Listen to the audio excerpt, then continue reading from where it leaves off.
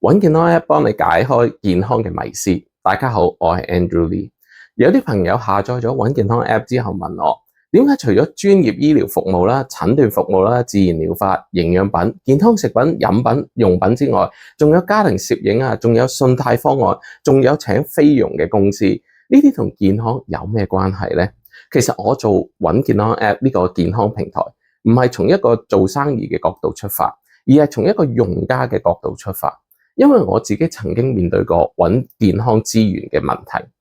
譬如菲傭公司點解同健康有關係呢？我屋企以前係互相照顧對方嘅，但對方當其中一方開始有病情嚴重嘅時候，另一方要照顧佢，真係好辛苦。我哋當時決定請一個菲傭姐姐幫佢哋手，但當時正值 COVID 疫情，請菲傭好難。好彩我有朋友開菲傭僱傭公司，好快就揾到一個好嘅姐姐嚟幫手。如果當時揾唔到適合嘅人，家人互相照顧對方，根本係冇可能應付得到。之後如果有朋友想請菲傭姐姐照顧屋企嘅話呢，我都會介紹當時幫我嘅呢間僱傭公司，因為自己用覺得好，就想介紹俾身邊有需要嘅人。而家庭照又點解會放喺一個健康嘅平台？我想問下你，人生當中最重要嘅其中一張相係邊一張呢？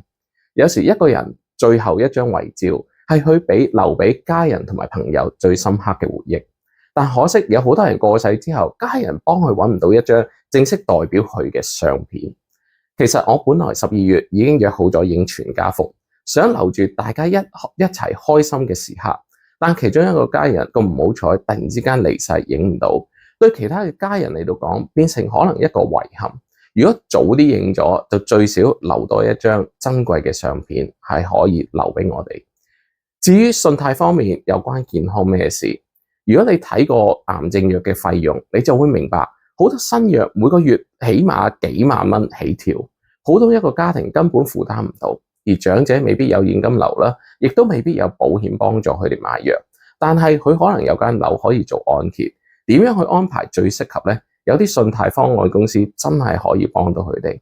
所以我做呢個揾健康 App 唔單止淨係醫療，而且係希望提供一個一站式嘅健康相關嘅資源服務。因為健康唔單止淨係醫生、藥品、營養品，而涵蓋咗照顧啦、情感啦、經濟等各方面。如果你可以幫到更加多人揾到合適自己同埋屋企人嘅健康資源，呢個平台就有佢嘅價值啦。